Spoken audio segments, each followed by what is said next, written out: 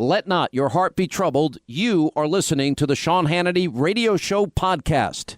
All right, so I have insomnia, but I've never slept better. And what's changed? Just a pillow. It's had such a positive impact on my life. And of course, I'm talking about My Pillow. I fall asleep faster, I stay asleep longer, and now you can too. Just go to mypillow.com or call 800-919-6090. Use the promo code Hannity, and Mike Lindell, the inventor of My Pillow, has the special 4-pack. Now you get 40% off 2 My Pillow premiums and 2 Go Anywhere pillows. Now My Pillow is made here in the USA, has a 60-day unconditional money-back guarantee and a 10-year warranty. Go to mypillow.com right now or call 800-919-6090, promo code Hannity, to get Mike Lindell's special 4-pack offer. You get 2 My Pillow premium pillows and 2 Go Anywhere pillows for 40% off. And that means once those pillows arrive, you start getting the kind of peaceful and restful and comfortable and deep healing and recuperative sleep that you've been craving and you certainly deserve. mypillow.com, promo code Hannity. You will love this pillow. All right, glad you're with us. Yes, we are out of the sewer and the swamp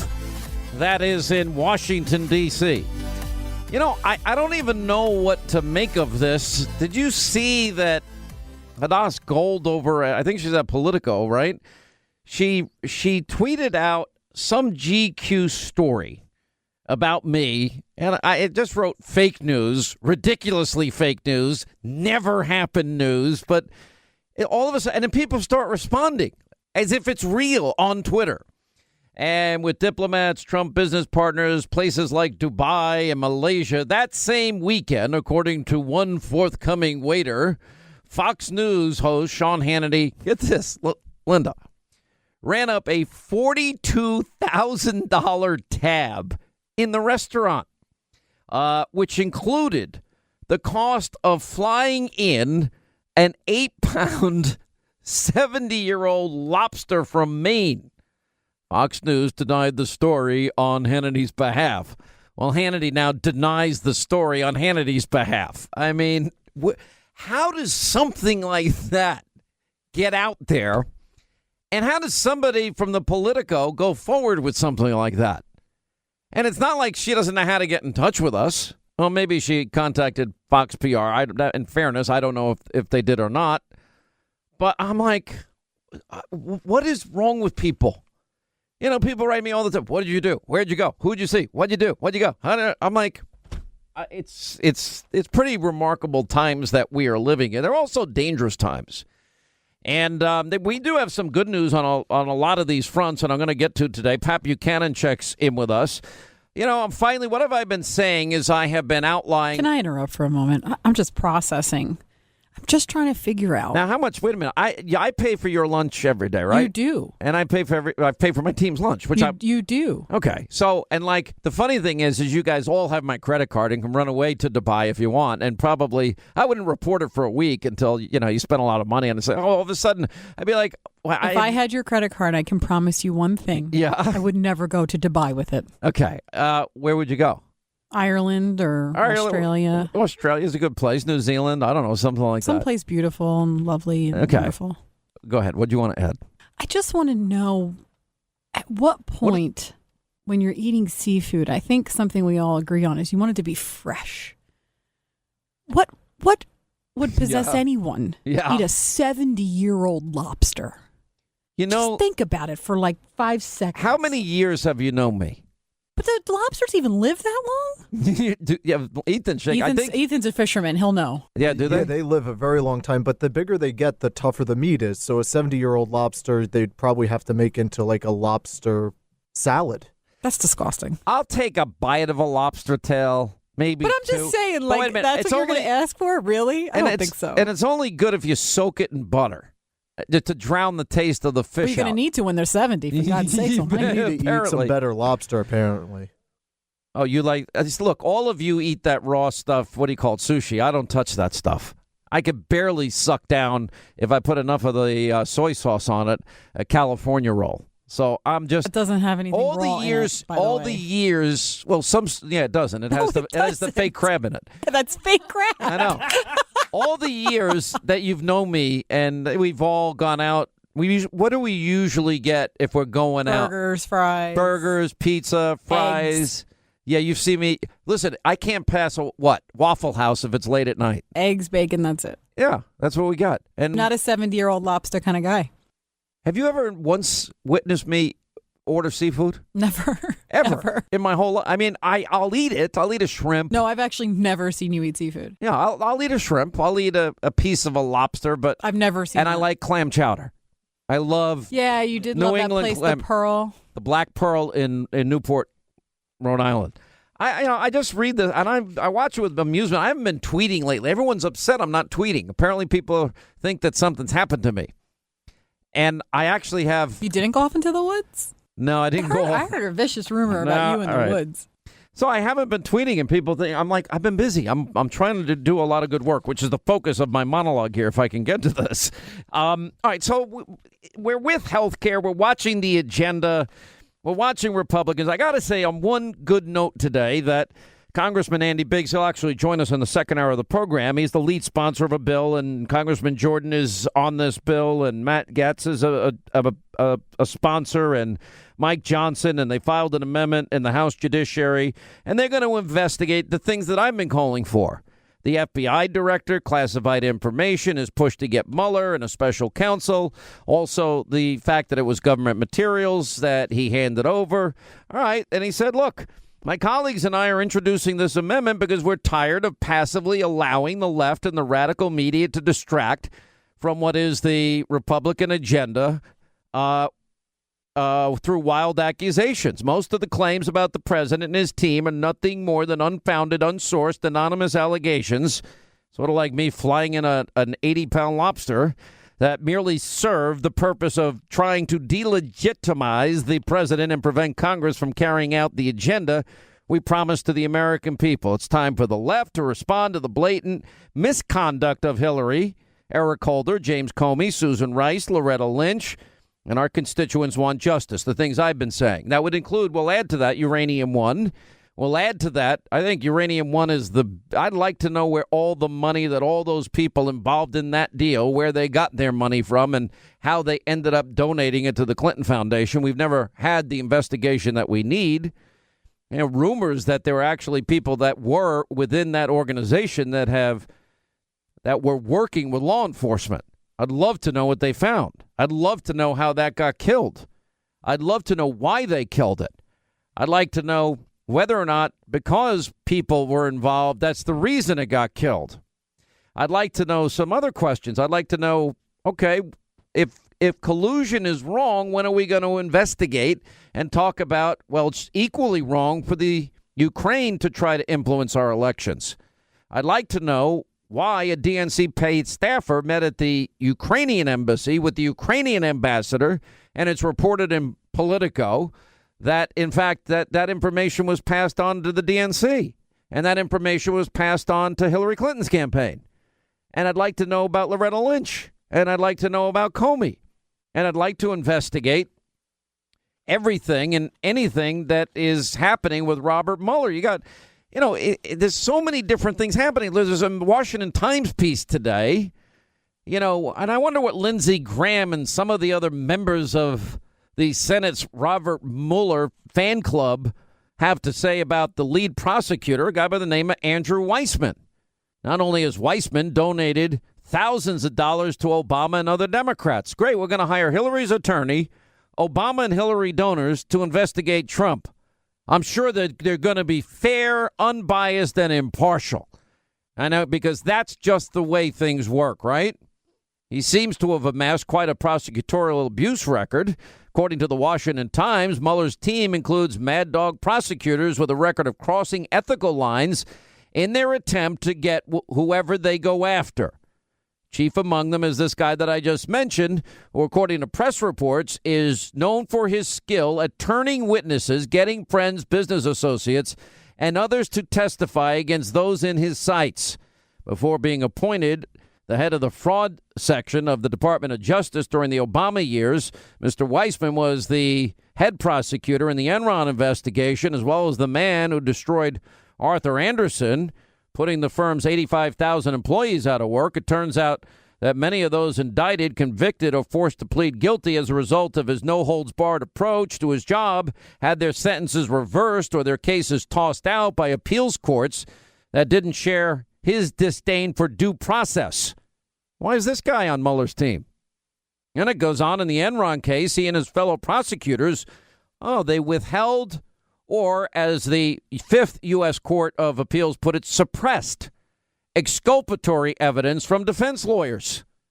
And what's more, they verbally threatened to indict many witnesses who might have disagreed with them on the stand. In one case, he had the wife of a potential witness that he sought to turn indicted.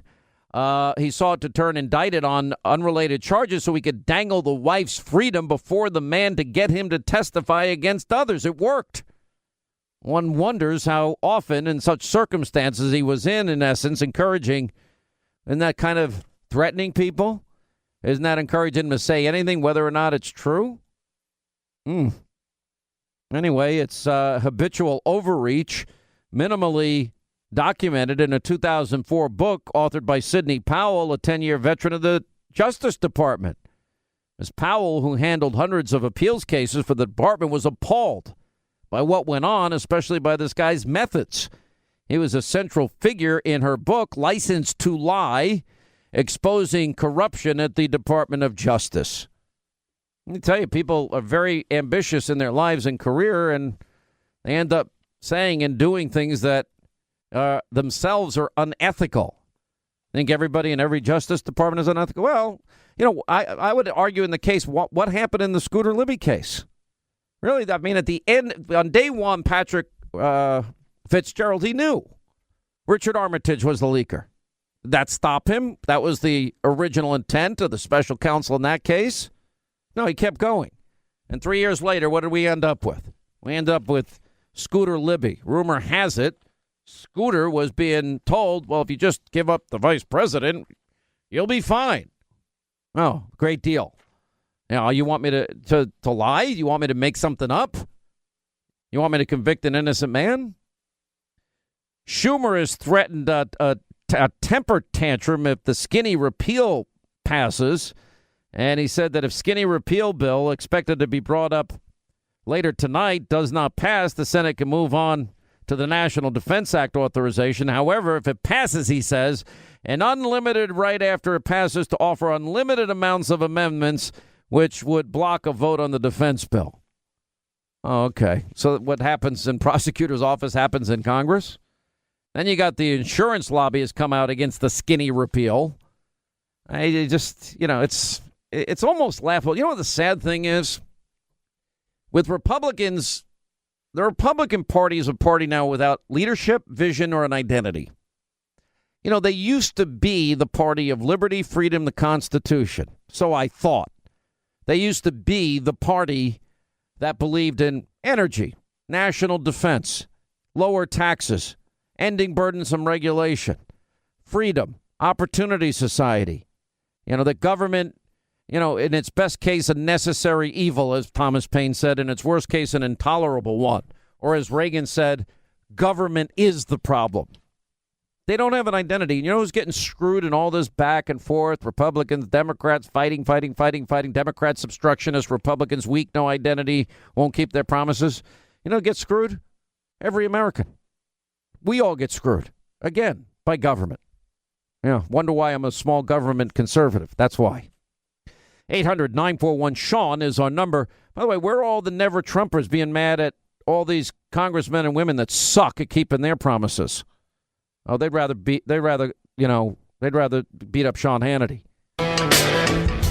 We got some breaking news that's happening, and top FBI lawyer is under an investigation for leaking classified information. Tick-tock, tick-tock. Looks like there's a lot more to come. First, let's dip into the president. Remember on what happened June 14th, Alexandria, Virginia, the Republican, Steve Scalise was shot while practicing for that annual congressional baseball game. Also shot, you remember, these brave Capitol Police officers, Crystal Gaynor, she was trying to protect Scalise, and Zach Barth, a congressional aide, and others. Well, apparently the president is honoring those responders at this shooting. Let's dip in. Please sit down. Thank you. And thank you to Vice President for doing a fantastic job and for the introduction. We welcome you all, members of Congress and distinguished guests. We are gathered here today for a very, very special occasion as we pay tribute to real heroes whose courageous actions under fire saved so many lives in Alexandria, Virginia, just 6 weeks ago. On the morning of June 14th, several members of Congress began their day on the baseball diamond, practicing for one of this town's greatest traditions, the annual charity congressional baseball game. It was just another beautiful morning until the unthinkable happened. The familiar sounds of baseball were suddenly interrupted by loud, vicious gunfire. Matt Micah, Zachary Barth, and beloved Congressman and my friend Steve Scalise were each shot during an attack. Others were injured trying to evade the incoming bullets, of which there were many. Fortunately, from the moment that gunman began to shoot, he was met by return fire. Capitol Police Special Agents David Bailey and Crystal Griner raced through the bullets, and that's exactly what they did. They raced through the bullets and immediately engaged the gunman. Minutes later, members of the Alexandria Police Department arrived on the scene. Officers Nicole Battaglia, Kevin Job, and Alex Jensen joined the fight. Special Agent Griner was shot in the leg. Visitor in the hospital. We'll pick it up on the other side. We won't blow the break for this, but you won't miss a second of it. Straight ahead.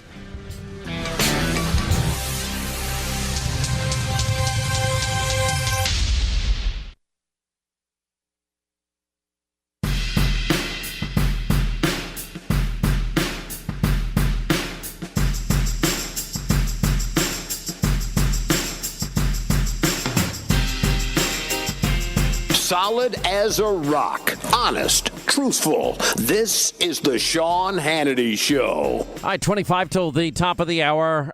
So it happened on June 14, 2017, Alexandria, Virginia.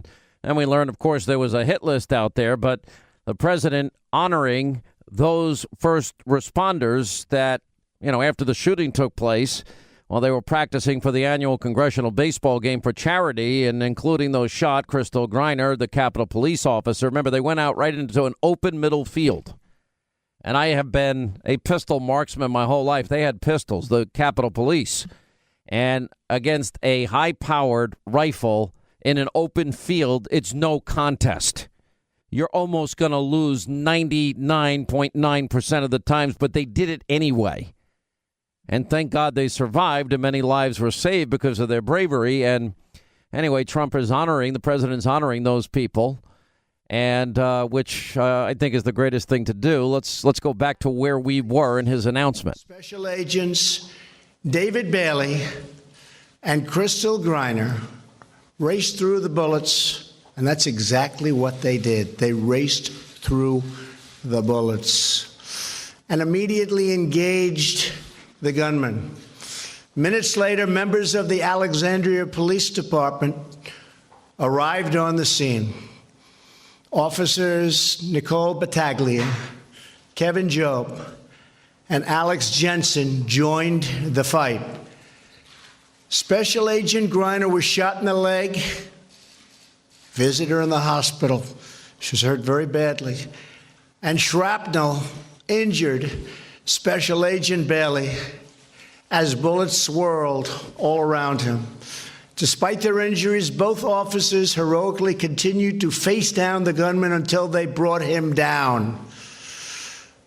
And he had rifles. They had handguns.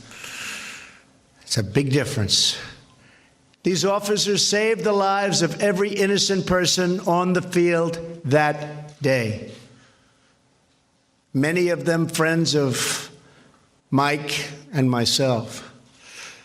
They are American heroes, and we salute them.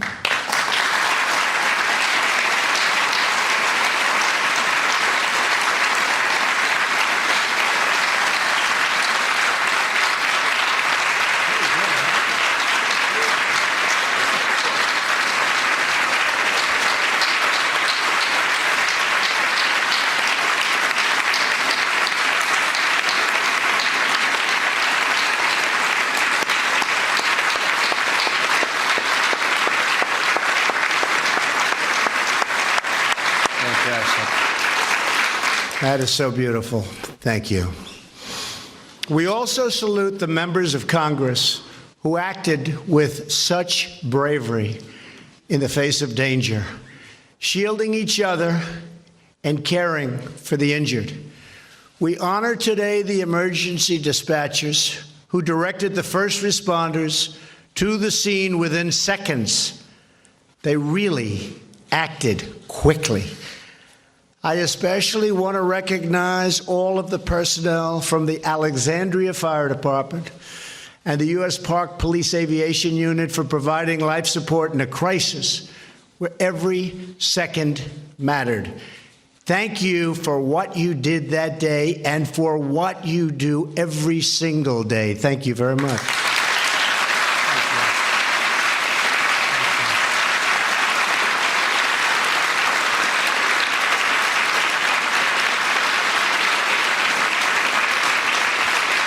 We also express our deep appreciation for the paramedics, doctors, nurses, and surgeons from MedStar Washington Hospital and George Washington University Hospital for saving the lives of the wounded. Joining us today is Congressman Scalise's medical team. Dr. Jack Safa, where's Jack? Dr. Safa, stand up, Jack, come on. That's beautiful. MedStar's Director of Trauma Surgery, and Dr. Robert Golden, the Director of Orthopedic Trauma. Doctor, congratulations.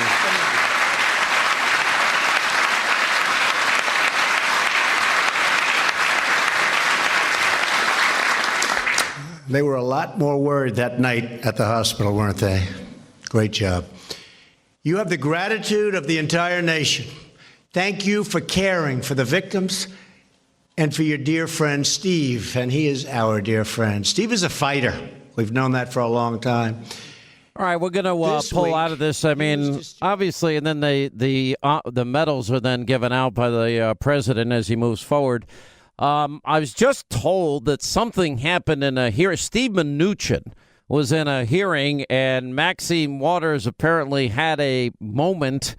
I have not heard this yet, but apparently she went absolutely crazy on Mnuchin. Is that what happened? She got very angry? We're just going to tee up the audio right now, but basically she asked him a question in a formal committee hearing, and because she wasn't getting the answer she didn't like, she began to repetitively say, "I'm reclaiming my time," so much to the point that they had to throw it back to the committee chair, Henserling, who said that they would not treat their people like this, would not ask people questions like this when they're there to testify and to give answers, and people would be allowed to finish. All right, let's play it, and then we'll show the video tonight on Hannity. Let's hit it. I was going to answer that. Just please go straight to the answer. Mr. Chairman, I thought when you read the rules, you acknowledged that I shouldn't be interrupted and that I would have reclaiming my time. What he failed to tell you was when you're on my time, I can reclaim it. He left that out, so I'm reclaiming my time. Please, will you respond to the question of why I did not get a response, me and my colleagues, to the May 23rd letter?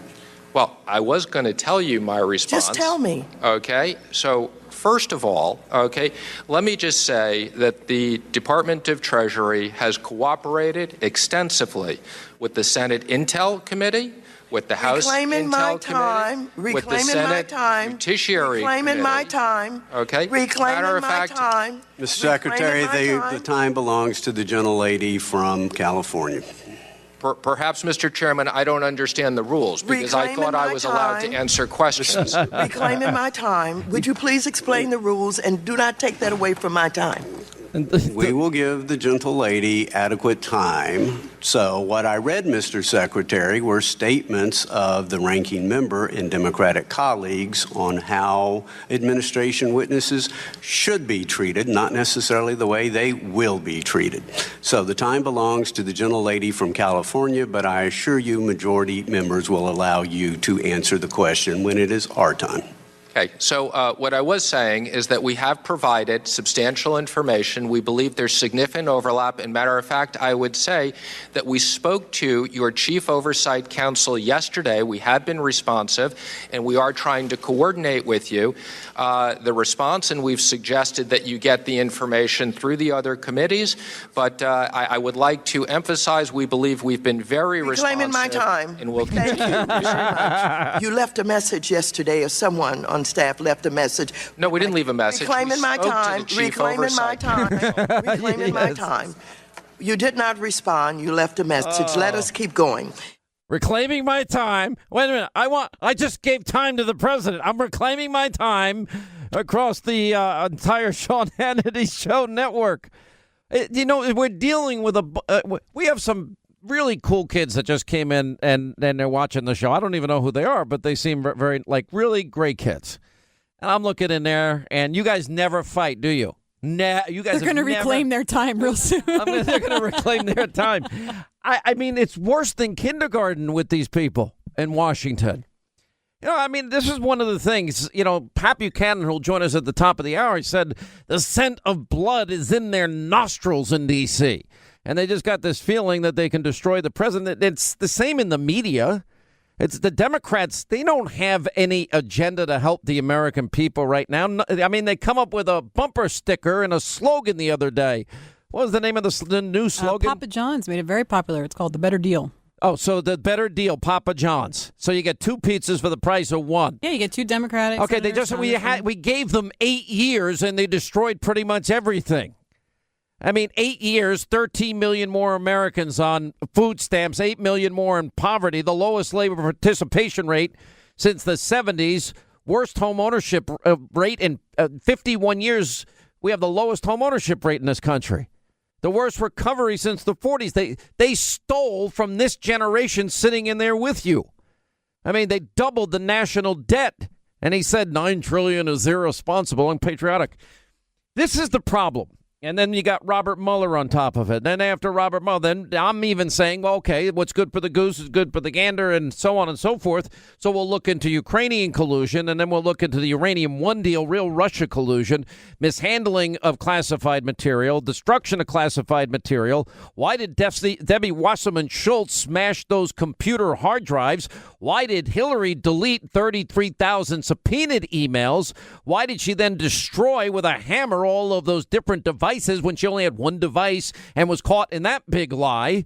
And then why did they acid wash her computers? And then why, when she finally sent the 2 remaining phones, a BlackBerry and an iPhone, to the FBI, after how many years they were requesting it didn't have a SIM card?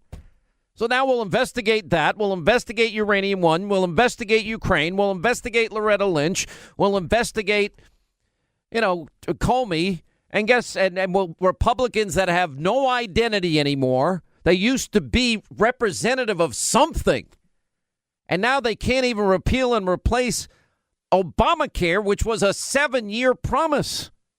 And then the Democrats, I'm reclaiming my time, reclaiming my time. This is what we've got. This is your government working for you. Good luck with that. How many times have I said to people in this country, don't ever think the government is going to help you. Don't ever think they can do anything except get in your way. But I thought Republicans were the party of freedom and liberty and capitalism and free markets. I thought they all promised to repeal and replace. I thought they were the party of limited government, but yet they grow government just at a slower rate than the Democrats do. I thought they were the party of energy independence. They're doing nothing, although the House today, to their credit, did vote to fund the wall. All right, Put that in the win column, another item accomplished off the list. It is not a small one. But I thought they were the party that would stand up against evil in our time. They can't. Are we going to get the tax cuts? Are we going to get the middle class cuts? Are we going to get the corporate cuts? Are we going to get the repatriated money? Are we going to jumpstart the economy? Are we ever going to take care of the forgotten men and women in this country in poverty, on food stamps, out of the labor force that can't buy a house? Anyone care about them? I'm reclaiming my time. Don't listen to the hell with those guys on radio. Whatever John McCain said the other day. They're what is the phrase that he used? It was very specific. I just don't remember. That somehow we are responsible for their failure. I couldn't believe it. Their incapacity, that's the word he used, their incapacity is their financial gain. We've been pushing the penny plan and balanced budgets and fiscal responsibility for years. For 5 years, I guess I've wasted Dr. Umber's time by talking about healthcare cooperatives because they don't have those ideas. In this whole narrative on repealing and replacing, none of them ever promoted it. Or health savings accounts that I've been promoting for 15 years on this show. None of them are talking about, well, let's really get education back to the states because the federal government screws everything up. All right, so now they're deciding to, do the wall. Great. I've never seen lazier people that get more benefits. They have more barbershops. They have more recess, more vacation, more fun in my entire life. I mean, then they sit with the audacity to say that their own failure and incapacity is our financial gain. We've been trying to offer them solutions. At the end of 2013, beginning of 2014, I said, here's the agenda. It's called the Conservative Solution Conference. Here, I wrote it out for them. I talked about it every day. I put it on my website. And they can't. But we'll go forward with all the investigations. We'll try and take down the president. We'll do all that. You know who gets screwed? The forgotten men and forgotten women who this election was supposed to be about.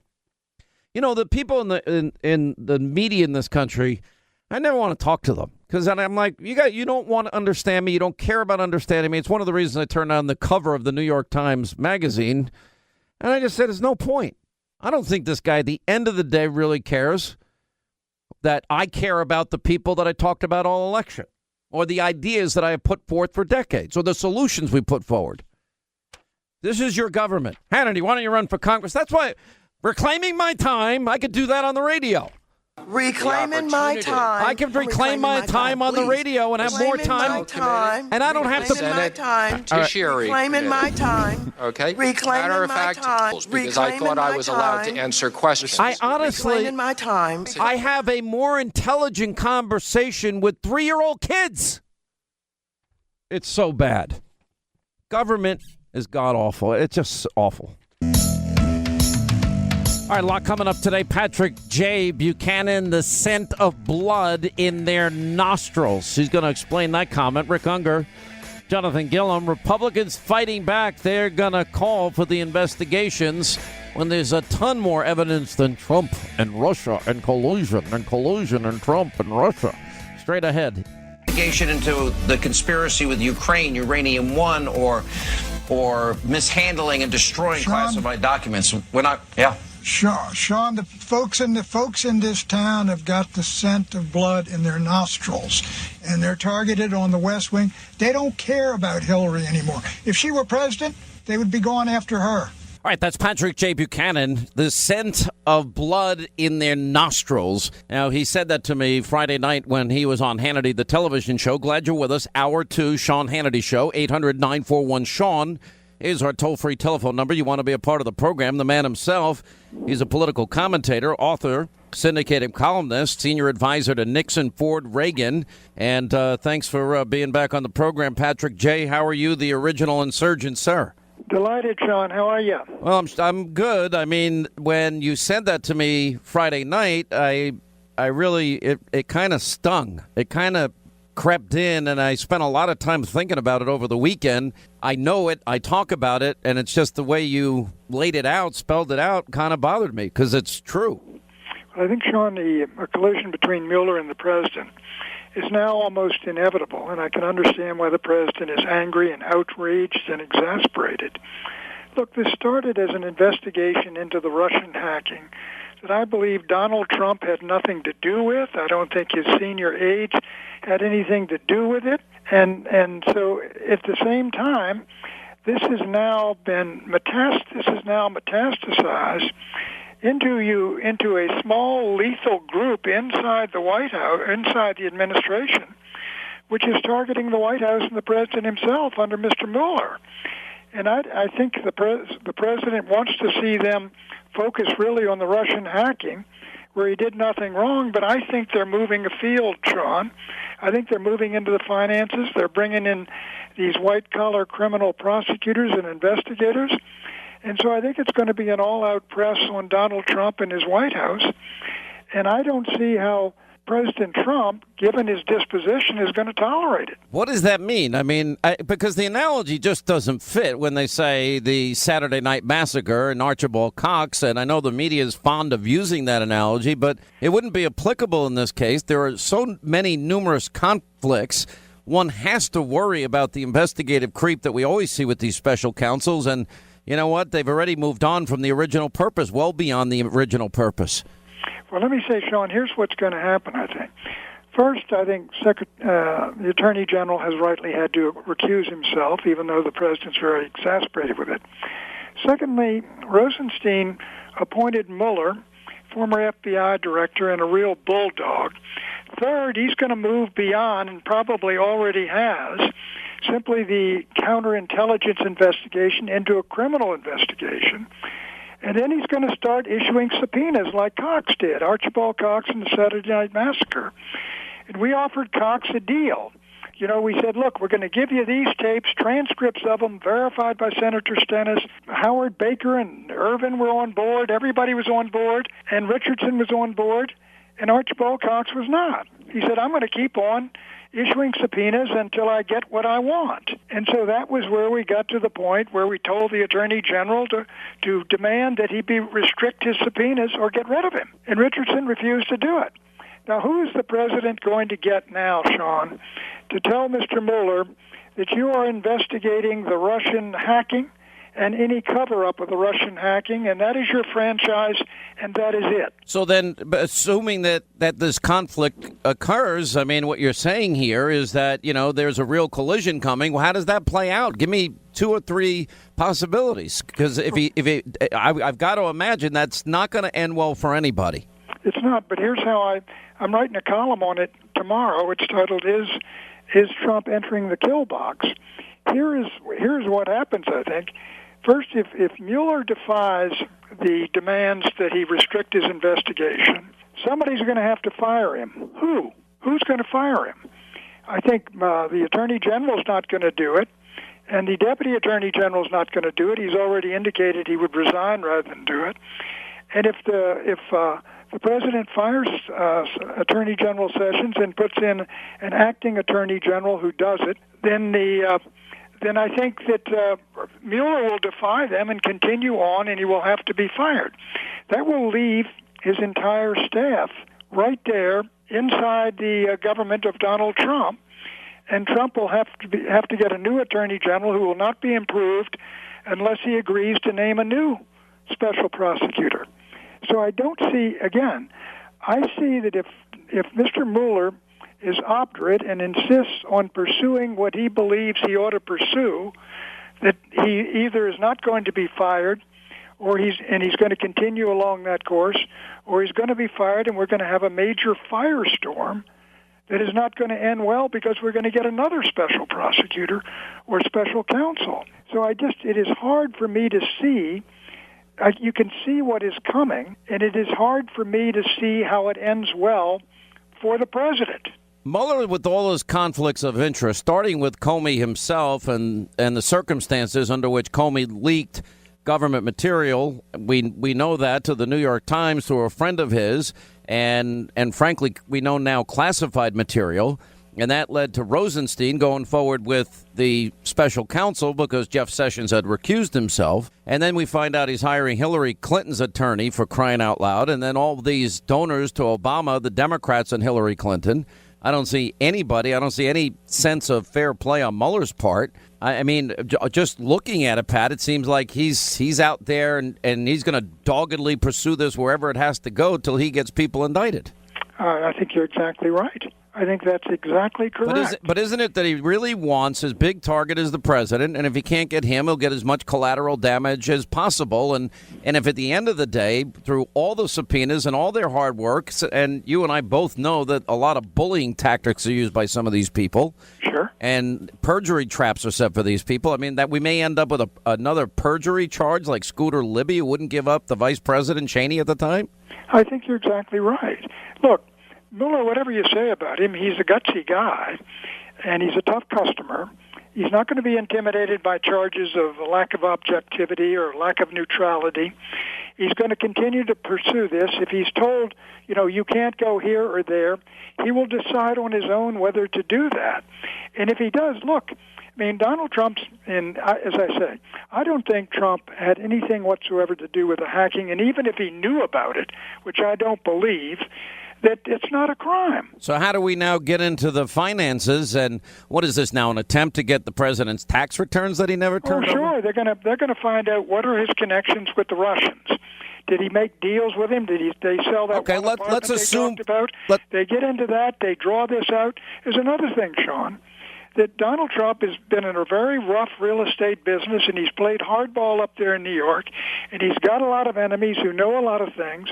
They're going to be up there sending stuff to the independent counsel or special counsel, dropping the dime on him. And some of those guys are going to start running down the leads.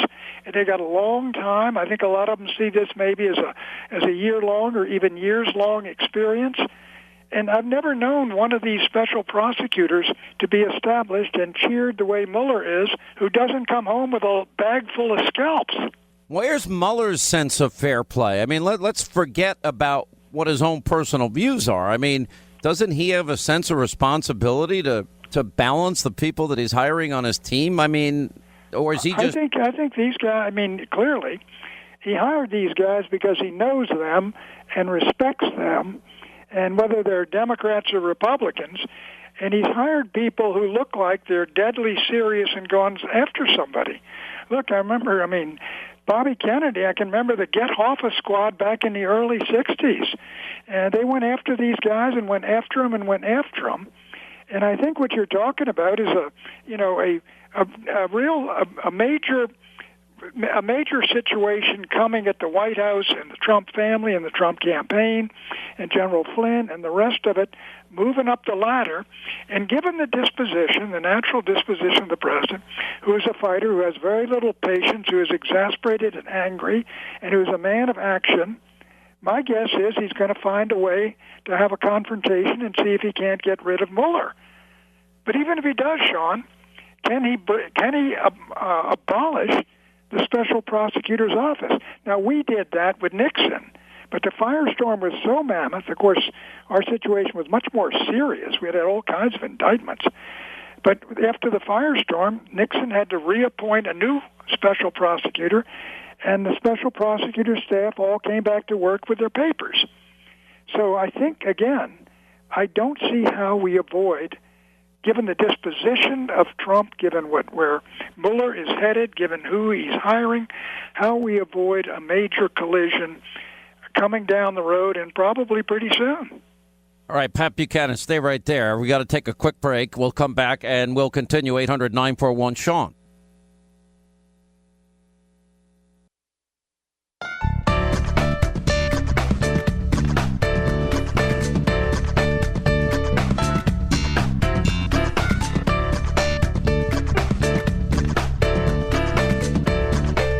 All right, as we continue, Patrick J. Buchanan is with us. 800-941-SEAN is our number. You want to be a part of the program. All right, Pat, so my next question is, all the battles you see, here are Republicans in power and begging for power in the House and the Senate and the White House. They get it, and now we got the skinny bill opportunity on health care, and I know I speak for a ton of people. This is beyond frustrating. Well, I think what you've got is the admitted, I don't think anybody can deny it, people who are skeptical about the Republicans or enthusiastic. It's a real failure of the Republican Party.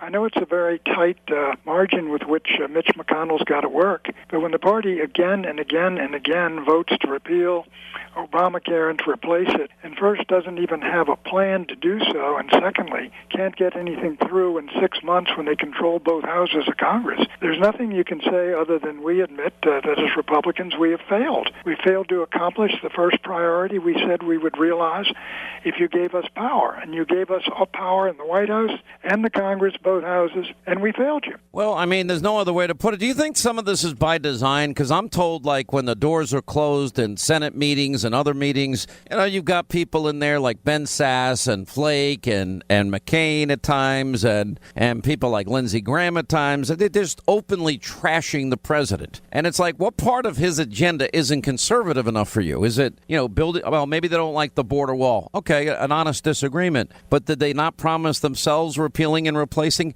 I look at the Republican Party now as a party without an identity. Are they the party of freedom, capitalism, liberty? Are they the party of security? Are they the party of energy? Are they the party of tax cuts? Do they not want the president's economic plan done? What do they stand for? Because the opportunity of a generation now stands right before them. Sean, I talked to an old friend of mine with whom I was in battle with alongside a conservative back in the 60s. And he sent me a note and he said, Pat, besides the victory in the Cold War, which is a tremendous victory, what have we accomplished? I mean, if we're the party of small government and we're the party of the private sector, there's unquestionably, government has grown mightily. The federal government controls 20% of GDP, state and local governments another 20% of GDP. Regulations control more of it. The intrusions into private life are enormous. The amount of freedom that people to live as they see fit is restricted. I mean, in terms of the long process since the New Deal or the Great Society, which one of those programs have we really cut back or eliminated? I don't think there's a single one. Well, incrementalism has worked its way through, and Republicans I've never seen a group of people, whether Obama was in power or now, that have been so afraid of their own shadows, so spineless, and frankly lacking vision. You know what, Pat? I mean, John McCain took a shot at talk radio and cable television, and he said, our failure, I guess, is their livelihood. Stop listening to the bombastic loudmouths on the radio and television and the internet. To hell with them. They don't want anything done for the public good. Our incapacity is their livelihood. Our incapacity is their livelihood, as if we're responsible. You know what? I spent a lot of time, Pat, and we've known each other for a long time. I've had on a doctor that's talking about healthcare cooperatives, $50 a month concierge care for 5 years on this show. I've talked about health savings accounts for well over a decade, 10 to 15 years or longer. I've talked about the penny plan. Geez, that must be going on a decade, too. I've talked about energy independence for however long. I've talked about education back to the states for however long. The need to identify evil in our time for however long. It's beyond frustrating that they don't. I didn't hear in any of this healthcare debate about health cooperatives, lowering premiums, health savings accounts, and I'm like, you people you don't offer anything. No, they do not. And I remember, I go back all the way to the Medicare battle when there was a good Republican idea called Kerr Mills, and the Republicans really didn't push it, and so Lyndon Johnson rammed his Medicare thing through. But 2 points here. Senator McCain, and we all wish him well in his current crisis, identifies the public good as what he and the Democrats can agree on, rather than what he and his party base can agree on. So we have different concepts of that, and to truth be told, I mean, the mighty, welfare state, neo-socialist welfare state, moves on inexorably. Sometimes there's a slight pullback, but gradually it moves on and on, because every time the Democrats pass one of these Social Security or Medicare or Medicaid and they build in the growth of the entitlements, the Republicans retreat to a new defense line. There's never any rollback. Sad. You're right. And this is the opportunity of a generation, and it could be squandered. That's sad. Pat Buchanan telling a lot of truth here, holding them accountable. The Sean Hannity Show. Thank you, sir. You take it easy, my friend. All right, when we come back, finally, we've got some breaking news on the effort to pursue some truth about the corruption, the felonies, the scandals, the double standard as it relates to Democrats and election fraud and collusion and Hillary Clinton's crimes that she committed. We'll get to that. We'll continue.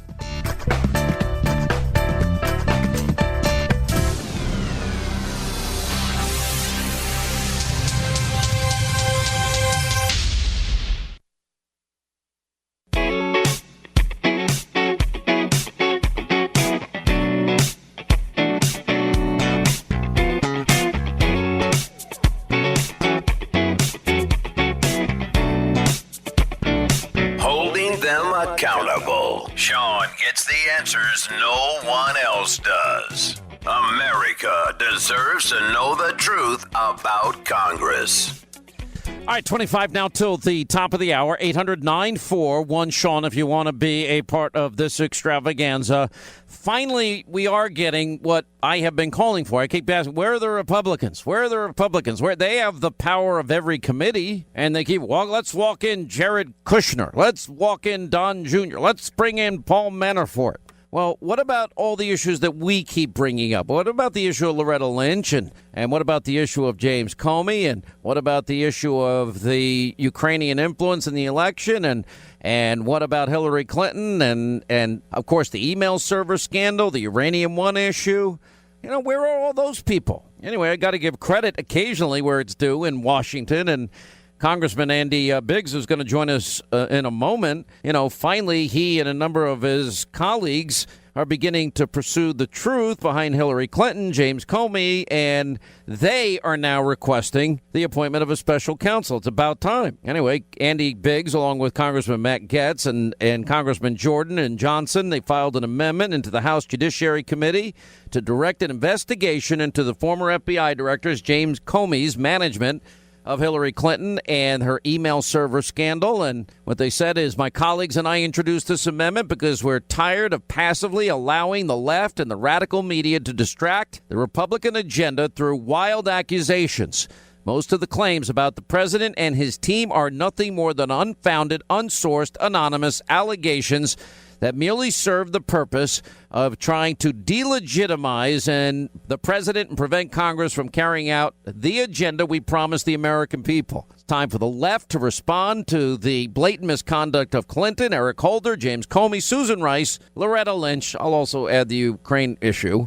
On top of that, our constituents want justice for the scandals of the Obama administration, and we must earn and keep their trust by demanding information and investigations. That's what I've been saying. We need equal justice under the law. Today we fight back, reclaim the narrative that has rightly been given to us by the American people. Let's take a little primer of some of the information we all know we have out there. Russia. Think of that as you hear this. Let me go back, if I can, very briefly, to the decision to publicly go out with your results on the email. Was your decision influenced by the Attorney General's tarmac meeting with the former President Bill Clinton? Yes, in a ultimately conclusive way. That was the thing that capped it for me, that I had to do something separately to protect the credibility of the investigation, which meant both the FBI and the Justice Department. Were there other things that contributed to that you can describe in an open session? There were other things that contributed to that. One significant item I can't. I know the committee's been briefed on. There's been some public accounts of it, which are nonsense, but I understand the committee's been briefed on the classified facts. Probably the only other consideration that I guess I can talk about in open setting is that at one point the Attorney General had directed me not to call it an investigation, but instead to call it a matter, which confused me and concerned me. But that was one of the bricks in the load that led me to conclude I have to step away from the department if we're to close this case credibly. Did you show copies of your memos to anyone outside of the Department of Justice? Yes. And to whom did you show copies? I asked President tweeted on Friday, after I got fired, that I better hope there's not tapes. I woke up in the middle of the night on Monday night, because it didn't dawn on me originally, that there might be corroboration for our conversation. There might be a tape. And my judgment was I needed to get that out into the public square. And so I asked a friend of mine to share the content of the memo with a reporter. Didn't do it myself for a variety of reasons, but I asked him to because I thought that might prompt the appointment of a special counsel. And so I asked a close friend of mine to do it. And was that Mr. Wittes? No. Who was that? A good friend of mine who's a professor at Columbia Law School. You said after you were dismissed, you gave information to a friend so that friend could get that information into the public media. Correct. What kind of information was that? What kind of information did you give to a friend? That the Flynn conversation, that the president had asked me to let the Flynn, I'm forgetting my exact own words, but the conversation in the Oval Office. So you didn't consider your memo or your sense of that conversation to be a government document. You considered it to be somehow your own personal document that you could share with the media as you wanted to? Correct. Through a friend? I understood this to be my recollection recorded of my conversation with the president. As a private citizen, I felt free to share that. I thought it very important to get it out. I had not sent classified material nor received anything marked classified. Secretary Clinton said she never sent or received any classified information over her private email. Was that true? Our investigation found that there was classified information sent. So it was not true.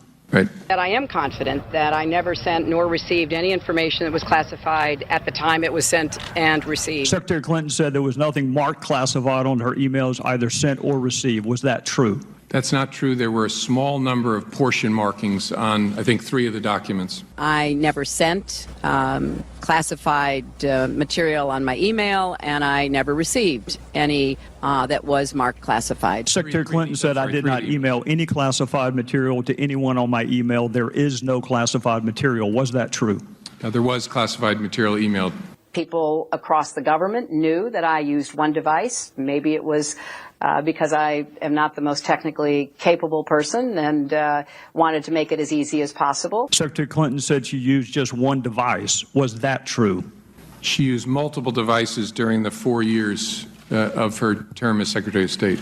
But we turned over everything that was work-related, every single thing. Personal stuff, we did not. I had no obligation to do so and did not. Secretary Clinton said all work-related emails were returned to the State Department. Was that true? No, we found work-related emails, thousands, that were not returned. All I can tell you is that when my attorneys conducted this exhaustive process, I did not participate. Secretary Clinton said her lawyers read every one of the emails and were overly inclusive. Did her lawyers read the email content individually? No. I have no idea. That's why we turned it over. You were in charge of it. You were the official in charge. Did you wipe the server? What, like with a cloth or something? I don't know. Well, you no. know how it works digitally. Did you try to wipe the whole server? I don't know how it works digitally at all. All right, joining us is Congressman Andy Biggs of Arizona. Congressman, a little trip down memory lane, but the reality is what you and those co-sponsors of yours are saying here. You introduced this for all the right reasons because these claims have been false. They are unproven. They are anonymous allegations, and it is preventing the president, Congress, from carrying out its agenda, its promises. Yes, absolutely, Sean. I mean, there's really two main things, and you've nailed it. Number one is the American people deserve to know there is a mountain of evidence out there, and for whatever reason, the investigations that were ostensibly going on, they weren't really going on, they seem to stop when the new administration came in. And so we're entitled to know about that. And the second aspect of it is this distraction that the left is engaged in is preventing the president from having a successful term of office. It's preventing the Congress from getting its job done in some respects because it's just a distraction. And I told my colleagues as we were discussing how to approach this, when we saw yet another amendment from a Democrat coming forward to try to, another resolution trying to get more records from the Trump administration, is like, enough's enough. We can no longer be passive and inert. We've got to go forward and be aggressive. And I tell you, I love the feeling of punching back. I love the feeling of punching back. I've been saying it for a long time, and I think there are other issues as well. Like, for example, if collusion is so bad and Russia, well, what about the paid DNC operative meeting at the Ukrainian embassy with the Ukrainian ambassador? Ukraine is trying to undermine the attempt of Donald Trump to win the election, so they're colluding, and then that information Politico tells us is funneled back to the DNC and the Clinton campaign. Oh, absolutely. This is the point. There are, as we were talking about it, it's like shooting fish in a barrel. There are so many scandals that arose, both with, like you mentioned, Ukraine and their efforts to undermine the election with the DNC, to the James Comey's trying to get together so he can get Mueller, his mentor, his predecessor, appointed.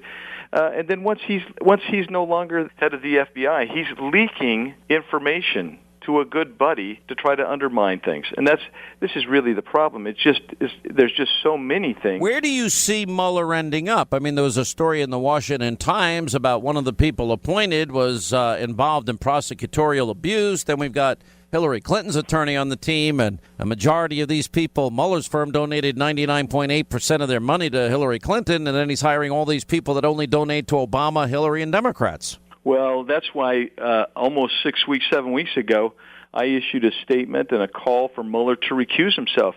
He is not an impartial arbiter. He is not able, in my opinion, to be able to get in there and do an objective job in investigating. I think that his whole team is biased, and it's not going to be good for anybody. And you know what? Even if they were to find President Trump and his whole team, which, by the way, everybody has so far, absolved of all of the allegations of wrongdoing, it's going to be tainted because he is a biased arbiter. Well, that's my position as well. But here's the biggest problem we have, that there seems no appetite among the Republicans to have any identity, any backbone, or any courage. I mean, the health care vote is just the perfect example. You experienced it in the House. We saw what unfolded in the Senate yesterday. And apparently, a lot of people that go out there and say they want repeal and replace had no intention of ever doing anything such as that. Well, it's what, I don't have much hair, but I'm pulling it all out because since I got here, one of the things I've found is I have hair and I'm pulling it out.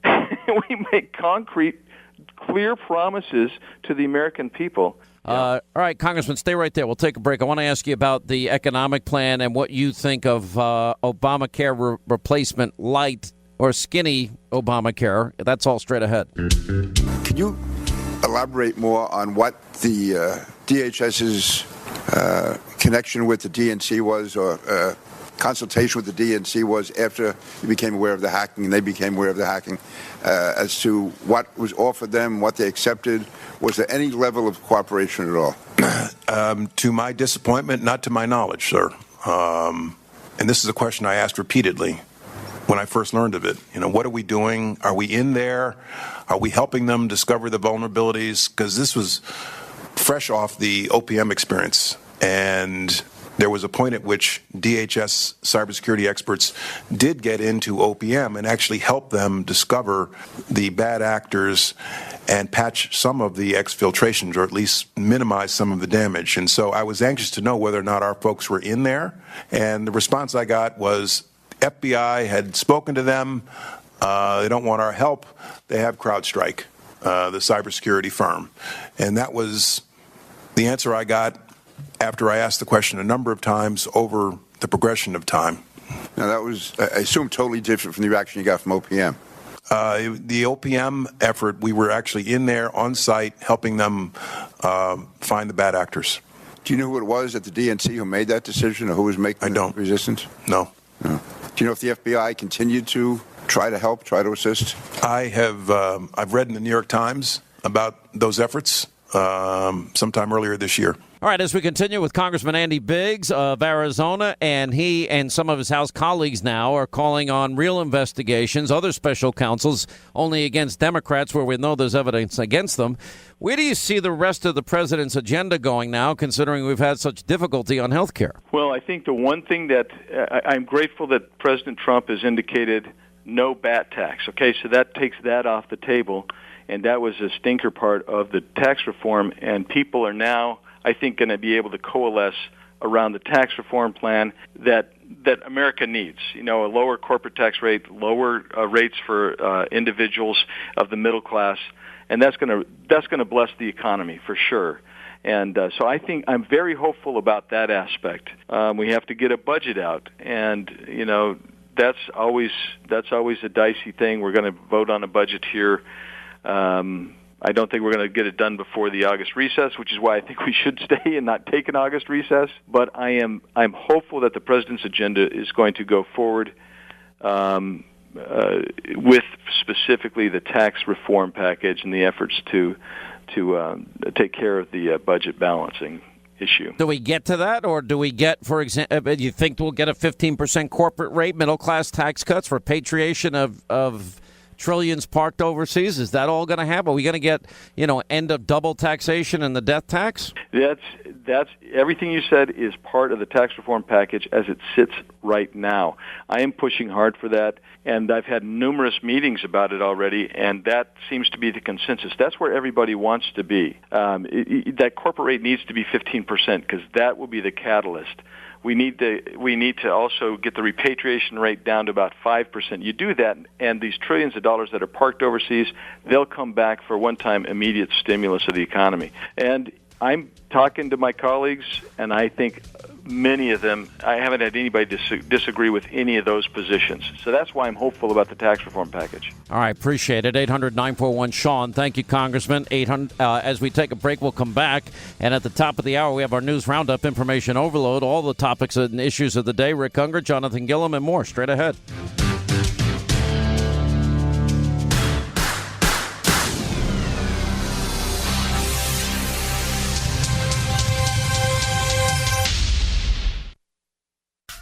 Stay right here for our final news roundup and information overload. Polls in the past, Mr. Gingrich, have said that A, the American people really don't understand Whitewater, and B, they really don't care about it. Is there a reason for hearings now other than to inflict political damage on the president prior to the elections? The fact is, what we have here is a modern Salem witch trial with no accusation, no evidence, trial by ordeal.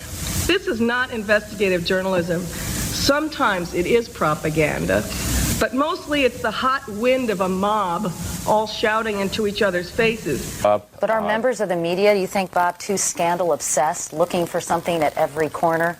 And the Republicans come, I think, very close to McCarthyism. They raise the idea of suspicious circumstances to just an assumption that people are to guilt. There is growing controversy tonight about whether the newly named independent counsel in the Whitewater case is independent or a Republican partisan allied with the Get Clinton movement. Among the questions about Kenneth Starr are these: the involvement of anti-Clinton activists in pushing for Starr's appointment to replace Robert Fisk. By pandering to Clinton haters, Mr. Starr appears to be abandoning all pretenses of impartiality. He went into this job with a reputation as a fair-minded conservative. He now looks more like a political hitman, desperately eager for a future Supreme Court appointment. If Ken Starr is a credible prosecutor, he will bring this to a conclusion and the Clintons will be exonerated. Wouldn't it be nice if it was just completely, totally, absolutely impossible to suspect that Vladimir Putin orchestrated what happened in Syria this week so that his friend in the White House could have a big night with missiles and all of the praise he's picked up over the last 24 hours? We are, number one, nailing down more direct connections between the Trump campaign and the Russian government at the time the Russian government was influencing our election. And number two, at the same time, we are also starting to see what may be signs of continuing influence in our country, not just during the campaign, but during the administration. Basically signs of what could be a continuing operation. Vladimir Putin over there in the Kremlin did everything he could to put guess who in the White House. CNN has learned that the nation's top intelligence officials provided information to President-elect Donald Trump and to President Barack Obama last week week about claims of Russian efforts to compromise President-elect Trump. It kind of makes it hard to believe that Putin doesn't have anything on Trump.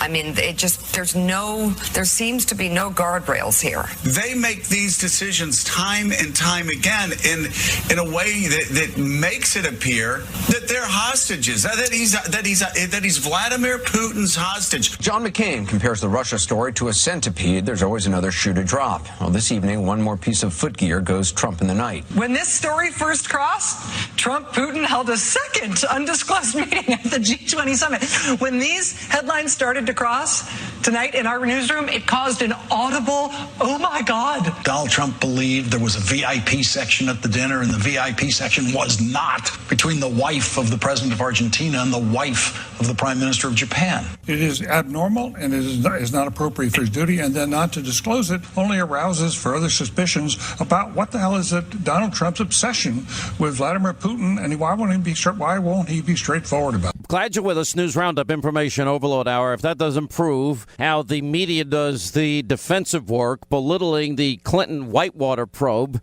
and for what we were told, there were actual indictments that were written in that particular case that's never, ever happened. How the Clintons skate every time is beyond imagination. And yet the media promoting the Trump-Russia collusion story 24/7, 365, cable channels, all they are devoted to, newspapers, all they are devoted to. And yet we have so many other issues that we keep bringing up that nobody seems to care about. Rick Unger's, what's with the face? Rick Unger and Jonathan Gilliam are I'm not interested. I just want to hear about your dinner last night. I want to know what you ate. What was on the menu? What dinner Who last was night? there? What dinner? Where? I don't even know what you're talking about. You know, I read the tabloids. You're all over them, right? No. It wasn't in my place. It wasn't in my place. Let's talk to Jonathan, because I really don't like you right now. Look, you asked the question, how do the Clintons keep getting away with it? You know, I'll say this one thing about this. I don't know where we're going with this conversation, but I will tell you this. We're going back to dinner last night. I will tell you with Sessions recusing himself, what happened. I've been giving this a lot of thought. I don't know if you guys want to cover this or not, but Sessions recusing himself put a series of events in place that are so dangerous, because Rosenstein, Comey, Mueller, and even this guy that the president has put forward as the FBI director, Christopher Wray, are all buddies, and they all lean the same direction. And here you go. Rosenstein gives Mueller all the authority that he wants. Nothing's going to happen to Comey. Comey leaked that information to have Mueller come into effect. And on top of that, you're going to have an FBI director come in if he gets confirmed. Let me ask you a question. Hold on. When you were in Let the me FBI, finish this whole thing. All right. An FBI director is going to come in and work with all these people. That is an unholy triangle of individuals. All right, so let me all ask you because he recused himself. When you were in the FBI, I know you. I know you were a straight agent, right? There's no question about it. If somebody that you were friends with in the FBI, Hannity's making me laugh. It's his fault. If somebody that you knew in the FBI was put under investigation for something and you were assigned to do it, wouldn't you do the best job that you possibly could, even though they were a friend of yours? Yeah, well, I was an FBI agent. These guys are DOJ attorneys from the most liberal agency in the United States. This presumption that because people know each other, and I would never make those allegations against the other side when they're in the office. But I worked under Mueller. Mueller destroyed the FBI. Mueller, Comey, and the rest of these guys you don't like are them. political hacks. Wait a minute. Stop for one second. What about this one question, which I think is important? So you think it's appropriate what Comey did by leaking A, government material, B, classified material, and C, basically coordinated to get his best friend in this and coordinated his testimony, and it gets worse. Then he hires, look who's working for him, Hillary Clinton's attorney, and it seems every single person that he has brought on his team is either an Obama, a Hillary, or a Democratic donor. All right, so let's take it point by point. First of all, we now know they're not best friends. They have respect for each other. They know each other. They're friendly. Okay. They coordinated before Comey testified before the House Intel, Senate Intel. As for what Comey did, if that material is deemed classified, and I know it was after the fact, I don't know what the rules are, but yeah, you gotta act on that. That's called the Espionage Act. If it's, and I don't know the rules, I really don't. If it's classified after the fact, I don't know. That's why you come on the program. I help educate you. I don't know. You don't classify things after things are classified by I their learned nature. this. I learned about it at dinner. But if who'd you have dinner with? Nobody. With Comey? Were you hanging out with Comey again? Yeah, all right. Yeah, I knew you'd do that. I'm sure he loves me. So if that's the case, yeah, you cannot drop classified information. Fully agree. And it was. And if that's the case, then yeah, you got to go after that. So then Hillary Clinton, based on what he you're doesn't saying, have Hillary's lawyer working for him. That's not true. Let me move He's on. got to, some lawyers who made contributions when they were out of office. What do you make totally legit? What do you make of Debbie Wasserman Schultz in this case where she has this? Weird. Well, I mean, what is it about Democrats and smashing hard drives and smashing iPhones and Blackberries and deleting emails and acid washing with bleach bit and sending phones over to the FBI without SIM cards? That's really easy to explain. They smash them. They smash them because it's really bad for the environment when old equipment gets out into the dumps. That's why they smash. So in other words, I don't know. I got to tell you, for decomposition purposes. That's right. I am totally confused about this guy who works in her office who tried to beat it out to Pakistan the other day with $300,000. Yeah, and this guy and an ankle bracelet. This guy and his brothers. Yeah. Right? They've already been in trouble because they were double billing Congress. They were doing IT work for a bunch of members of Congress. And she kept them on board. And she kept them on. So I can't figure that one out. Well, wait a minute. Here's my theory. Don't you think it's probably likely that the reason, remember why Debbie Wasserman Schultz got fired? On the eve of the Democratic National Convention and WikiLeaks come out. Maybe there's information. I'm just guessing. If it's on her computer, maybe, just maybe. You're conspiracy. Yeah, I know. I read the same article. Maybe, just maybe, it's information that the DNC colluded with Hillary and rigged the election against Bernie. That was a nice thing that they did for her. I actually agree that the election was rigged against Bernie, but I don't think that they would need any help from an IT guy to do it. Maybe it was just an email that said, take them out.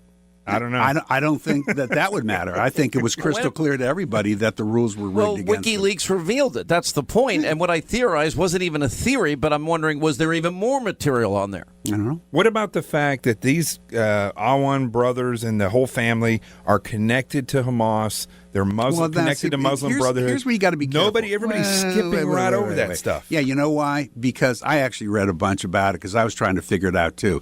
This is where you get from news that we have evidence on to speculation. Mm-hmm. These guys, I don't know. They could have been, but there's been According to a CIA operations officer, they were. Nothing that I've seen so far. And they had that would access back to over like 40 or 50 computers in Congress. I can't. Well, that they did because they were servicing them. So I agree with that.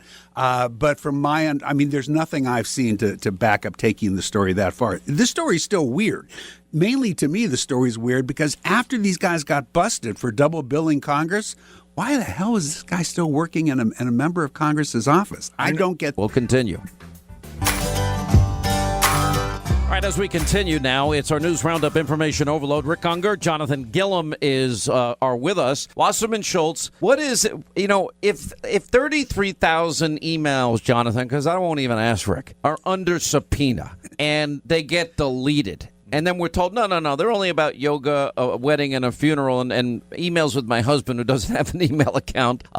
If they get deleted and they're under subpoena, and then you're smashing devices. Now, it ends up there's like 15 or 16 devices overall, but the whole purpose of having the special server was that you want to consolidate on one device. Mm-hmm. But then you have aides smashing your devices with hammers. And then the FBI finally gets a BlackBerry and an iPhone, but it doesn't have a SIM card. And then just to make sure the computers are really clean, you acid wash them with bleach bit. And then Debbie Wasserman Schultz's IT, let's just smash more hard drives into smithereens. Why do I think every time somebody does that, they're probably trying to obstruct justice? I'm guessing. Well, obstruct justice, their destruction of government property, regardless what Rick knows about classified information, destruction of classified information doesn't have to be marked. It doesn't have to be classified later. If it has to do with any certain type of classified project or program, it's classified.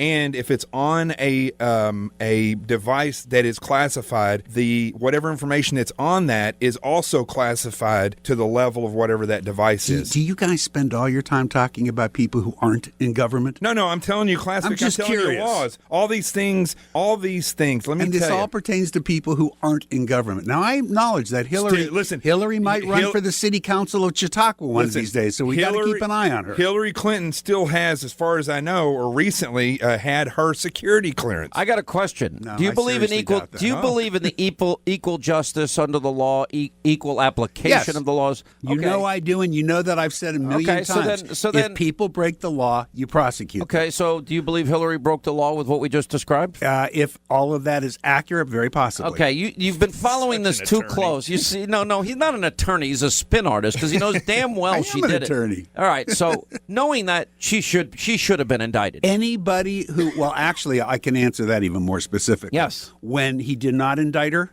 I went on the air and I said she should have been indicted at least on the misdemeanor. On the misdemeanor? What are you talking because about? when you look at the actual dictates of what you have to meet in that law, it was touchy with respect to the felony, but to me it was clear on the misdemeanor. I don't see how this stuff is touchy because it was. Because you're not a lawyer. You know, you have to meet. You have to meet elements. I served for 15 years in government. I know what the penalties are for doing the elements, and you have to have the evidence to support. She the met them indictment. and far surpassed them. I actually didn't think so, and I wasn't afraid to say that. I thought that she should not You know have what I walked think away the from biggest it. thing is, though, and beyond. But why are we talking about her and not government We're talking today? about equal justice Talk under about the Jeff law. Sessions. He's the Attorney General. Equal justice under the law. I'm going to get to that.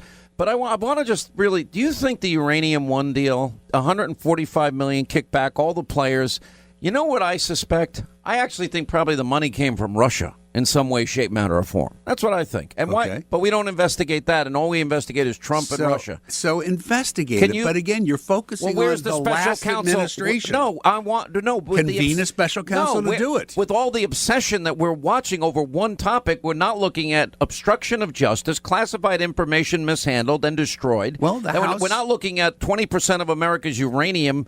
She signed off on it and gets $145 million in kickbacks. We're not looking at real collusion, a DNC operative in the Ukrainian embassy with the ambassador kicking back information to Clinton. Well, it looks like the House is getting ready to investigate just that. That's correct. What I heard boy, today. So. you know there's going to be some law put in order if Congress is going to be looking into it. So you're not happy with that. They don't. So what do have you they want? done? Who do you want to do it? The FBI. It's their job, the FBI's job, to investigate this and charge her. Then tell the Attorney General. Do you guys want to? You guys want to stick around a little longer? You got to go. Sure. You have a show. I don't. You have a show? I thought it got canceled. No, not yet. I actually saw your better half in Washington, D.C. And just because she listens, you mean my wife? No, I saw your partner in radio. What is wrong with you? You know, did you come in? What did you take? Giddy pills? Have you been drinking early in the day it's just again? been a long week. I was out to drink once with him, and you know what he drinks? He drinks Manhattan. I do not. Why do you keep saying that? I drink scotch. No, what do you drink? And I drink, occasionally I'll drink a martini. No, you drink a Manhattan. No, I don't. You're the only person I know that had one. You've got me confused with some other liberal you can't stand. He also goes home and puts on a smoking jacket and slippers. All right. Now that I do. Quick break, right back. We'll continue more with Jonathan Gillum and Rick Unger, and your calls coming up straight ahead.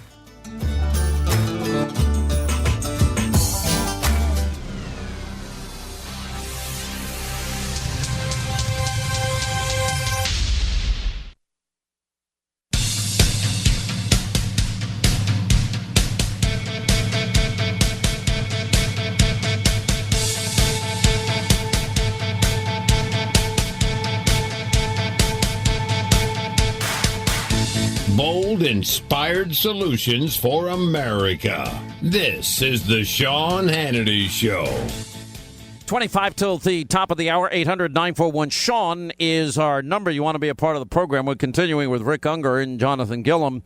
You actually we had Pat Buchanan on earlier, and he was on the other night, and he said Friday night on the TV show, the scent of blood is in the nostrils of the swamp in D.C., and I'm looking at what Mueller is doing and how he got appointed, and this is why I think the president is so angry with Jeff Sessions. Jeff Sessions' recusal paved the way for Comey to manipulate and get the special counsel in. Now that the special counsel's in, I always see investigative creep, and we've gone from Russia Trump campaign collusion. Now we're into finances, and it'll go wherever it needs to go until ultimately they end up at the very least with somebody in a perjury trap somehow, somewhere. And what I don't like about it are the people that he's hired, and everyone can tell me he's a nice guy till the sky turns blue again, because it's not in New York today. It's not going to convince me that when you hire Clinton's lawyer and all these Democratic donors. Clinton's lawyer. What lawyer of hers did he hire? The one that worked on the Clinton Foundation to prevent Freedom of Information Act requests. The Clinton Foundation lawyer. This is to me like me complaining that Trump just hired that lawyer for a top job. We're going to investigate. We're going to investigate you, and you know who I'm going to hire to investigate you? I'm going to hire the most right-wing lawyer I know. Go ahead. You're allowed. All right. You know what? You're just full of crap. You're allowed. You can hire whatever lawyer you want. You're just full of it because you know. But am I sitting here complaining that Trump hired a lawyer that represented Russia? No, because who cares that he had a client that was but Russia? The difference is it's a stupid criticism. You're missing the point. The point is, for the next 3 years, Jonathan, this is all that the Democrats are going to do. And the fact is, this is supposed to be an independent special counsel that is handling this. If you're going to hire attorneys, you should not be hiring attorneys that are that politically connected to the opposite side. Who says they're that? But see, you're making this up. You don't know one of them, do you? Tell me one of these attorneys that you know or have any history with. You don't. No, I actually do know two of them. But that aside, it's just a false claim. We all have backgrounds. You are not prohibited from doing an honest job in investigation because you have a background. That's like saying that a sheriff that gets elected who runs as a Republican is not allowed to investigate me if he thinks that I committed a crime. But that's insane. The Clintons have special relationships with their attorneys. Why do you keep assuming that everybody's criminal I'm not, if you don't like them? I'm yes, assuming you that are. the Clintons are criminal. Well, but they're not the Clintons, are they? No, but they represented the Clintons, and they're tight with them. And so everybody who's ever had a Clinton as a client is unethical because you don't like the Clintons. Could be. Seriously, how ridiculous that is? Listen, this is why we are so screwed up. I don't think that people who work for Trump are unethical just because I disagree with Trump. But I'm saying you cannot hire only Democratic donors. He didn't. Hang on. Who's the Republican? He's got about 50% of each. No, that's not true. Then name the names. I don't know one. Well, you name the names that are all Democrats. All right. He had the Clinton attorney, forget the name, multiple Clinton donors. We've gone over the names on the program. He does have some Clinton donors. It's true. But he also has people Obama who are donors. Republican. Who? Oh, by the way, I don't know one. He's a Republican. Who? Mueller. His firm donated 99.8% of their donations in the last election to Hillary Clinton. Firm. He's one partner in a firm. Yeah, he lives around liberals. He was appointed. You know, the last thing I would do is hang around people like you all day and night. You corrupt my thinking. He was appointed by a Republican president. Okay. I mean, come on. That's because they. And you know what? That doesn't make him. One thing or another. The guy is capable of doing his job honestly. Let me just say this one thing. Look, if he turns out to be as you say, I'll be the first to say I was wrong. I was suspicious for no reason. And I agree with Jonathan. I have never seen, starting with Patrick Fitzgerald, the Valerie Plame case, after all those years, he knew day one. Kenneth Starr legit? He knew day one that Richard Armitage was the leaker. He should have closed down shop. They never do, and they're not leaving that place. Was Kenneth Starr legit? Can I finish? You just played him. I know. Hang on a second. They're not leaving that place until they, at the very least, will set somebody up for a perjury trap. All right, now answer my question. Was Kenneth Starr legit? 100%. So the ones that you like, who prosecute the people you don't, are straight Jonathan, up. Bill Clinton was actually impeached. Bill Clinton lost his law license. Bill Clinton had to pay a judgment of nearly and $1 million. You don't know where this is going yet. And Bill Clinton suborned perjury, and we know lied to the American people. And by the way, you're right. There was an indictment. That's right. Here's what we don't know. We don't know who that indictment was against. We do know that there was an indictment. I presume you're going to like this, that it was the president, because I know that there had to be discussion over whether or not to use that indictment. And that would only be if it was the president. But you can't sit here and say that the special prosecutor, who was a Republican, by the way, Ken Starr, who prosecuted Bill Clinton because you liked what he was doing, that he was an honest guy. I'm only saying that I saw real crimes here that we knew of from the beginning. Exactly. No, and so let me just say, because you haven't seen them yet, I'm not saying they're there. But I Rick, don't know. The difference between the Clintons and this is that there were identifiable crimes. In this case, like we said the last time we were on this show, This is more like entrapment than it is where they're going out and finding evidence. It's first of all, it's not entrapment if you know the investigation's going on. That cannot be, by definition, entrapment. Yes, it can, because what they say is, this is what's happening, and then they go out and create the evidence. And that's so what's you happening. think you already know that the special counsel is creating evidence. Somebody is creating, whenever they want to leak, they mysteriously, boom, one pops up. Special counsel? No, it's a whole, this is the whole thing. This is way bigger than the special counsel. But we're talking about the special counsel. The special and counsel you're already accusing them of creating evidence, and you don't even know, nor do I, what evidence they have. Because the special counsel falls into this. Interestingly, and I'll say this about Sessions, I don't know if Sessions was a plant to hang out with the president while he's running. No. Or if he just got there. So now Sessions is also corrupt. But hold on, let me say. Sessions is a good man, I think, but go ahead. Well, it's odd. Everybody's corrupt. In Washington, Everybody is. It's weird how somebody who was that close would immediately recuse himself and not tell. To. Why don't you have any respect for the law? Every time I start to finish something, you got to let me finish. When they got right down to the line, the president gets elected, he recuses himself, didn't even tell the president, and set a chain of events in effect that potentially could have dire effects on the president, because they gave unlimited authority for Mueller to just go in and look at everything. I think it's my turn now. I'm no person to defend Jeff Sessions. I think he's a terrible attorney general. But why are you criticizing him for doing what the rules and the law required him to do? If he didn't do anything wrong, why does he need to recuse himself? Because the rules say if you were part of that situation, if you were part of the campaign, and the campaign is under investigation, whether Jonathan likes it or not, he was obligated, and good for him that he did the honorable thing, because I actually do think he's a straight-up guy. Well, I don't agree with him, but I don't think he's a dishonorable man, and he did what the rules require. Because you don't like what it led to, you're throwing him under a bus. I don't for think following the rules. No. We can't let that go, Jonathan. No. Why don't you have respect for the law when you don't like how it works out? I got an answer, because I'd never like to be without answers, and Linda actually dug it up fast for me here. Of the 15 attorneys, and this goes back to July 24th, that were on the staff of Mueller, 7 had donated to Democratic candidates' campaigns. About half. Okay. Like I said. Including Trump's rival Hillary Clinton. The rest did not make political donations, according to federal cards. And yes, in fact, they did hire the former attorney. And one of the prosecutors, Andrew Weissman, apparently in that particular case, I can give you the names. Andrew Goldstein is another one.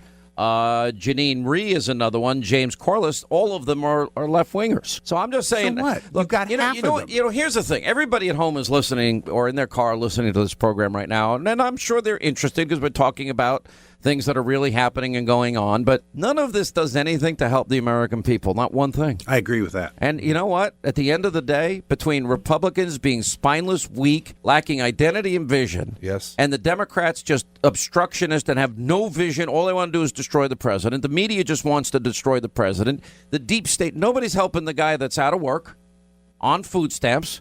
You know, we can all pay our rent in this room. That's out of work on food stamps. This we agree.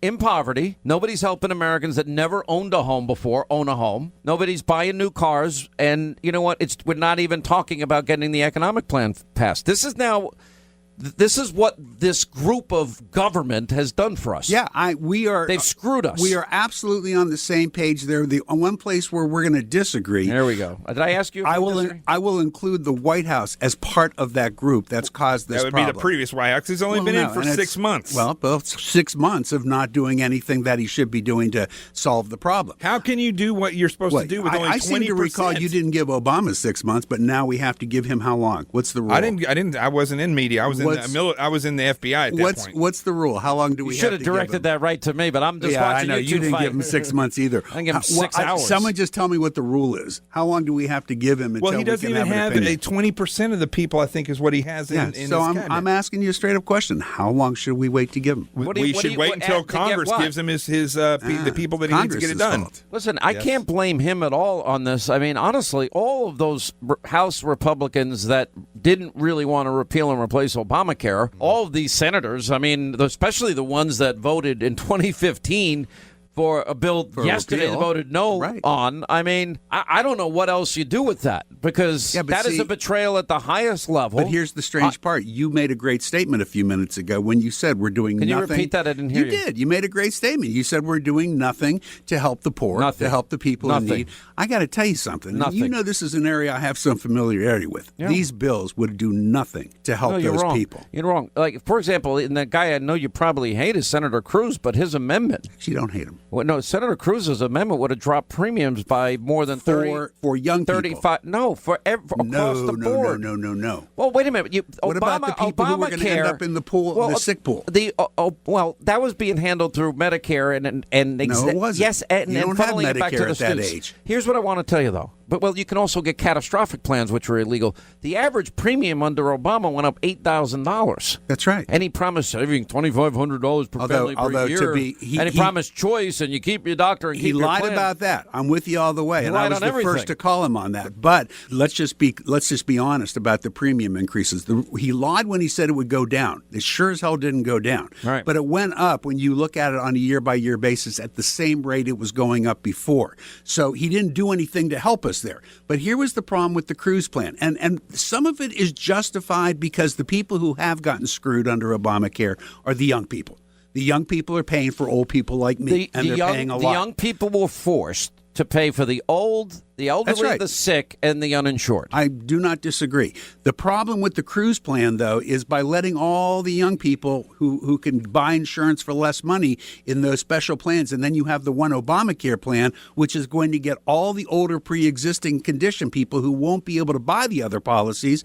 You're going to have unbelievable premiums for those folks. Better for the young people, I agree, but way worse for the older people. Don't even ask me about medical insurance. I mean, I think this whole thing has gotten... You have it? Seriously? No. Okay. But I think it's gotten to a point where this is so ridiculous that nothing's going to be fixed. Nothing is going to be done because government really doesn't even have a place here. We agree on that. Well, it does. Perhaps regulating, but the fact is we've got... Because of special interests, because politicians wanted to line their pockets with constituents' money and do favors for people, we have the Republican establishment and the Democratic establishment working against the American people when it comes to this particular We thing. agree on that because what's happening with health care is it's turned into an ideological battle. We've been fighting the wrong war for years, both sides.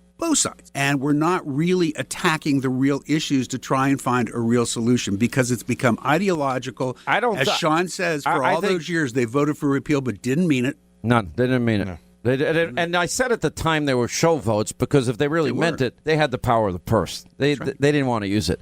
Let's say hi to Diane, Providence, Rhode Island. Diane, say hi to my good friends Rick Unger and Jonathan Gillum. How are you? Hey, Sean, how you doing? I'm good. How are you doing? I am doing great, and I want to thank you for what you go out there and do every day. I wish I was doing better. I wish I was doing a better job for you and getting more stuff done. Sean, believe me, you're doing a fantastic job. Well, not by the success of Congress and advancing the agenda that the president needs done there. I know, but you got to keep doing what you're doing because, believe me, people are listening to you. Thank you. You're very nice. What's on your mind? Say hi to Jonathan and Rick, the liberal. Hey, guys, how you doing? I don't want to say hi to Rick the liberal. Oh. And do you know that's my legal name, Richard the Liberal Unger? It's my middle name. I'm only kidding. Something I want to ask your opinion on, Sean.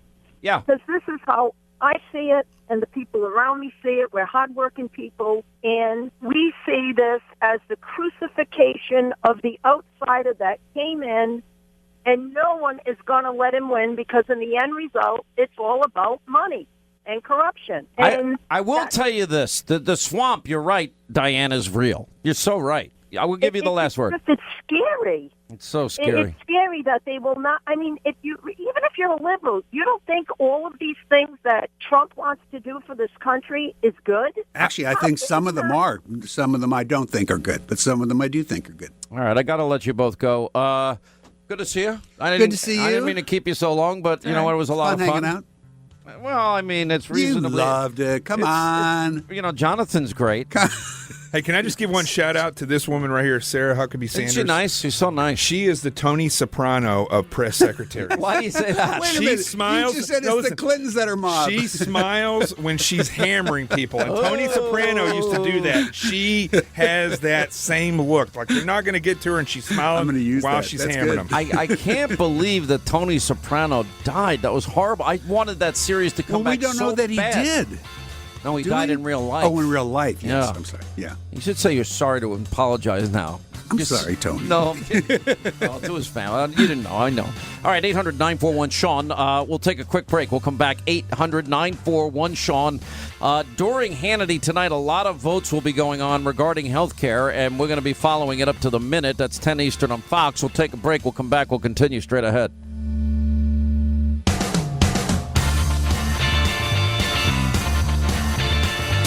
A daily heat-seeking missile of information that you won't get anywhere else. Hannity's on now.